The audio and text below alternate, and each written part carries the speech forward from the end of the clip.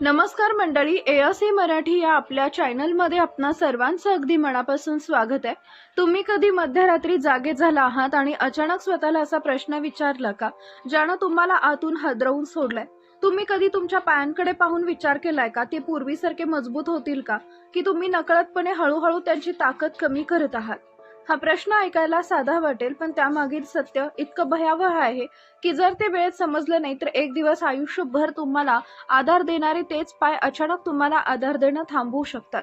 अशा दिवसाची कल्पना करा जेव्हा तुम्ही घराबाहेर पाऊल टाकण्यापूर्वी क्षणभर थांबता, कारण तुम्हाला भीती वाटते की चालता चालता तुमचे पाय लटपटतील। असं कधी घडलंय का की तुम्ही तुमच्या पायांवर उभं राहण्याचा प्रयत्न केला आणि तुम्ही काही पावलं चालल्यानंतरच तुमची सगळी ऊर्जा अचानक नाहीशी झाल्यासारखं वाटलं?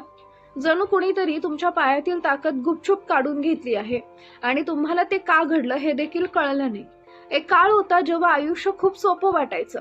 तुम्ही सकाळी घरातून बाहेर पडायचात, बाजारात जायचात, तासनतास खरेदी करायचात, वाटेत ओळखीच्या लोकांशी गप्पा मारायचात आणि मग आरामात घरी परतायचात।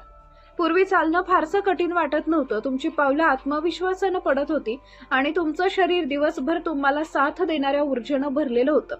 पण आता ते साधं काम अचानक एक अवघड परीक्षा वाटू लागतं का?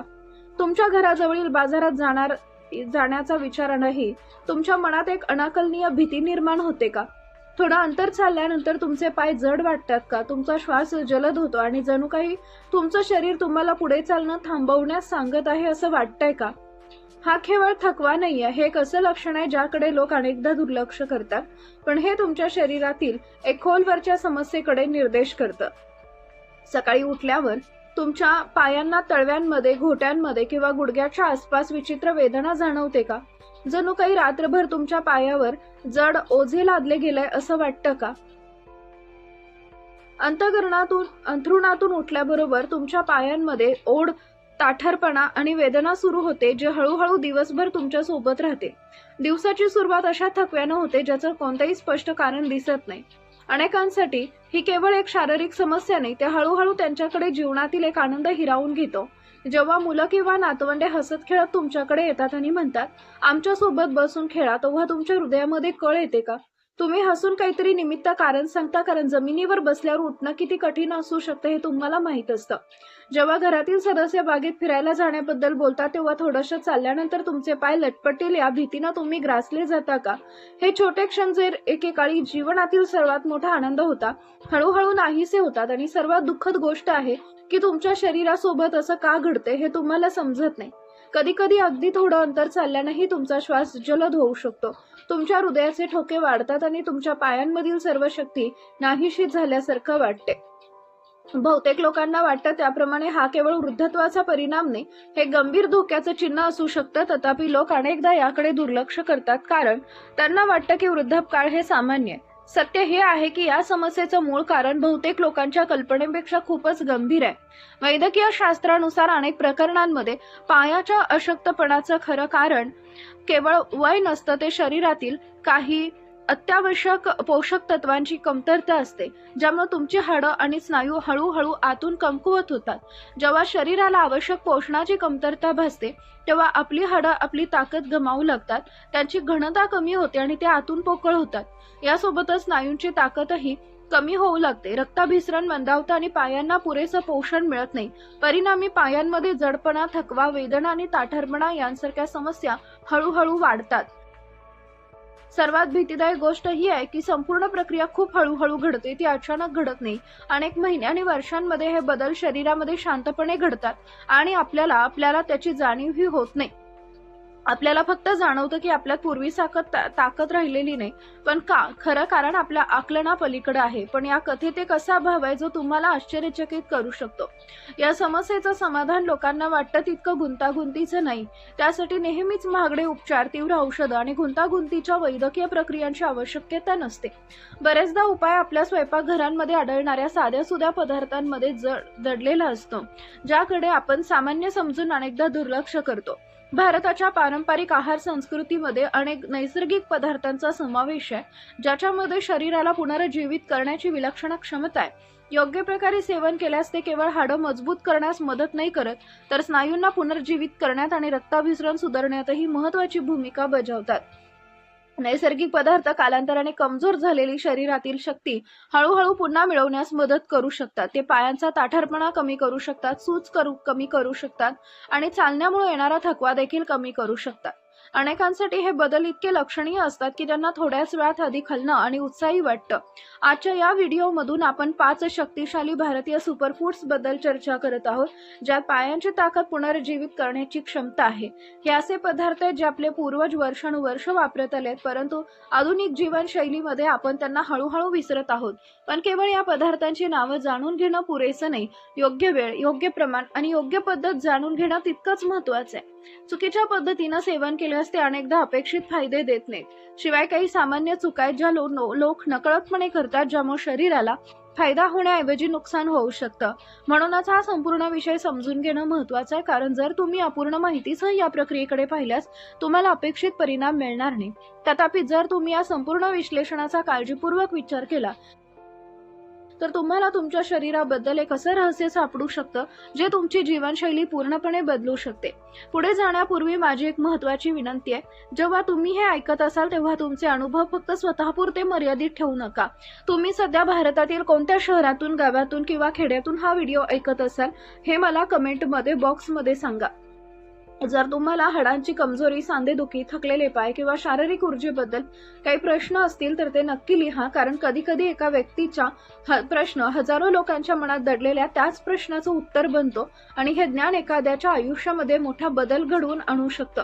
आजच्या व्हिडिओमध्ये वैज्ञानिक आणि तार्किक उत्तरं देण्यास आम्ही नक्कीच कटिबद्ध आहोत. तुमची एक कमेंट केवळ तुमची समस्या सोडवतं तर ही इतर दर्शकांनाही प्रेरणा देऊ शकते. म्हणूनच तुमची उपस्थिती दर्शवा आणि एक भागवा जेव्हा हाडं मजबूत करण्याचा विषय येतो.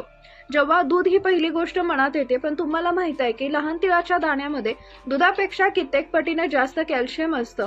आधुनिक संशोधनानुसार 100 ग्रॅम तिळामध्ये अंदाजे 1250 मिलीग्रॅम कॅल्शियम असतं, तर तेवढ्याच प्रमाणामध्ये फुल क्रीम दुधामध्ये फक्त सुमारे 123 मिलीग्रॅम कॅल्शियम असतं. म्हणूनच ज्यांना दूध पचत नाही त्यांच्यासाठी तीळ एक वरदान आहे. कॅल्शियम व्यतिरिक्त तिळामध्ये मॅग्नेशियम, फॉस्फरस आणि झिंक यांसारखी खनिज भरपूर प्रमाणामध्ये असतात. हे घटक एकत्रितपणे हाडाची घनता वाढवतात आणि त्यांना पोकळ होण्यापासून रोखतात. त्यामुळे ऑस्टिओपोरोसिस सारख्या आजारांचा धोका कमी होतो. तिळामध्ये असलेले प्रथिने आणि आवश्यक फॅटी ऍसिड स्नायूंची ताकद वाढवण्यास आणि स्नायूंचा ताण कमी करण्यास मदत करतात. आता प्रश्न असा येतो की त्यांचं सेवन कसं करावं. दररोज सुमारे 15 ते 20 ग्रॅम भाजलेले तीळ खाणं सुरक्षित आणि प्रभावी आहे. ते पूर्णपणे चावून खावे, जेणेकरून शरीर प्रत्येक कण शोषून घेऊ शकेल. तुम्ही ते नाश्त्यासोबत किंवा दुपारच्या जेवणासोबत 1 तासानं खाऊ शकता. विशेषतः हिवाळ्यात तीळ आणि गुळ याचं मिश्रण अधिक फायदेशीर ठरतं, कारण तिळातून कॅल्शियम आणि गुळातून लोह मिळतं, जे निमिया टाळण्यास मदत करतं. तीळ स्वभावाने अल्कधर्मी असतात. ते शरीरातील अतिरिक्त आम्ल कमी करतात आणि संधिवाताच्या वेदनापासून आराम देतात. दुसरा एक अत्यंत प्रभावी घटक तो म्हणजे गोल्डन मिल्क किंवा मग हळदीचं दूध. शास्त्रज्ञांचा असा विश्वास आहे की हळदीची खरी शक्ती तिचा मुख्य घटक कर्क्युमिन मध्ये आहे, जो एक शक्तिशाली दाहशामक आणि अँटीऑक्सिडंट्स आहे. वाढत्या वयानुसार जुना दाह वाढतो, जे सांधेदुखी आणि सांधे अखडण्यास प्रमुख कारण आहे. कर्क्युमिन या दाहाच्या मुळापासून सामना करण्याचं काम करते. हळदीचे दूध तयार करण्यासाठी झोपण्यापूर्वी 1 ग्लास दुधामध्ये अर्धा चमचा हळद मिसळा. ते अधिक प्रभावी बनवण्यासाठी त्यात चिमूटभर काळी मिरी पूड घाला. मिरीमधील पायबेरियन शरीराद्वारे कर्क्युमिनचं शोषण 2000% वाढवतं. जर सांधेदुखी जुनाट असेल तर थोडी सुंठ पूड देखील घालता येते. लक्षात ठेवा, कमी रक्तदाब किंवा पित्ताशयाच्या समस्या असलेल्या लोकांनी हळदीचं सेवन मर्यादित प्रमाणामध्ये आणि केवळ तज्ज्ञांचा सल्ला घेतल्यानंतरच करावा. तिसरा महत्त्वाचा पदार्थ आहे ते म्हणजे मोड आलेले चणे किंवा मोड आलेले मूग.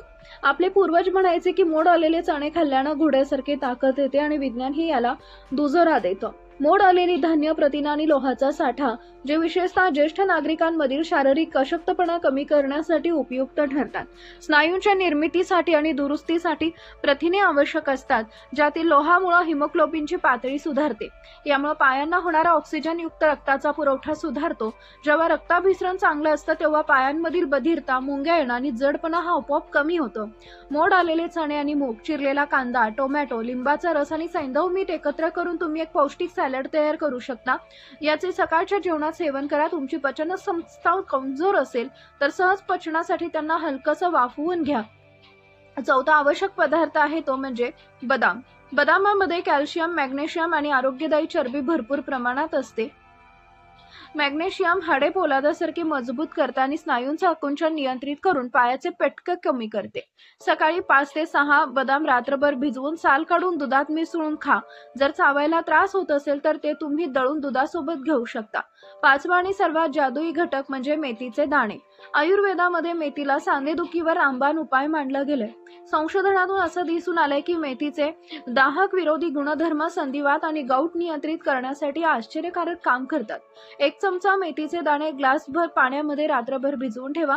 सकाळी सर्वात आधी पाणी प्यावा आणि मेथीचे दाणे चावून खावेत. यामुळे केवळ हाडच मजबूत होत नाही तर पचनक्रिया आणि रक्तातील साखरेची पातळीही संतुलित राहते. गर्भवती महिलांनी मेथीचं अतिसेवन टाळावं कारण त्यांच्या शरीरामध्ये उष्णता निर्माण करणारा प्रभाव असतो. या 5 प्रमुख घटकांव्यतिरिक्त केळी आणि मनुका यांचं मिश्रण देखील उत्तम आहे. केळ्यांमधील पोटॅशियम स्नायूंचा थकवा दूर करतं आणि मनुकामधील लोह अशक्तपणा कमी करतं. आपल्या आहारामध्ये बीटचा समावेश करा कारण ते शरीरातील नायट्रिक ऑक्साईड वाढवतं, ज्यामुळे रक्तवाहिन्या रुंद होतात आणि पायांमध्ये रक्तप्रवाह वाढतो. काय खावं हे जाणून घ्यावं, काय टाळावं हे जाणून घेणं इतकंच महत्वाचं आहे. सर्वप्रथम तळलेले आणि जंक फूड पूर्णपणे टाळा. या पदार्थामध्ये असलेले ट्रान्स फॅट शरीरातील दाह वाढवतं आणि वेदना अधिक तीव्र करतं. पांढरी साखर आणि पॅकबंद ज्यूसचं सेवन कमी करा कारण साखर कॅल्शियम शोषणात अडथळा आणतं. त्याचप्रमाणे जास्त मीठ खाल्ल्यानं शरीरात सूज येते, त्यामुळे हातपाय जड वाटू लागतात. जर तुम्ही जास्त प्रमाणामध्ये लाल मांस खात असाल तर ते मर्यादित प्रमाणामध्ये खा कारण त्यामुळे युरिक ऍसिड वाढू शकतं, जे सांध्यासाठी हानिकारक आहे. शरीरातील दीर्घकाळ टिकणारी शक्ती केवळ अन्नातूनच नाही तर योग्य पोषण आणि शरीरातील हालचाली यांच्या संयोगातून येते. जर तुम्ही पौष्टिक अन्न खाऊन दिवसभर अंथरुणात पडून राहिला तर ते पोषण तुमच्या हाडापर्यंत पोहोचू शकत नाही. म्हणून दररोज किमान 15 ते 20 मिनिटं हळू चालण्याचा सराव करा. चालण्यामुळे हाडावर हलका दाब पडतो, ज्यामुळे ती अधिक खनिजे शोषून घेऊ शकतात आणि मजबूत होतात. सकाळी उठल्यावर रात्री आलेला ताठरपणा कमी करण्यासाठी शरीराला हलकेसं ताण द्या. तर तुम्हाला निरोगी जीवनशैलीसाठी प्रेरित करणं सुद्धा तितकंच आवश्यक आहे. हे नैसर्गिक उपाय अवलंबून तुम्ही तुमचा वृद्धापकाळही असा उत्साही वृद्धापकाळात घालवू शकता. तुम्हाला हा व्हिडिओ कसा वाटला मला कमेंट बॉक्समध्ये नक्की सांगा. व्हिडिओ जर आवडला असेल तर कृपया व्हिडिओला लाईक, शेअर आणि सबस्क्राईब करायला विसरू नका.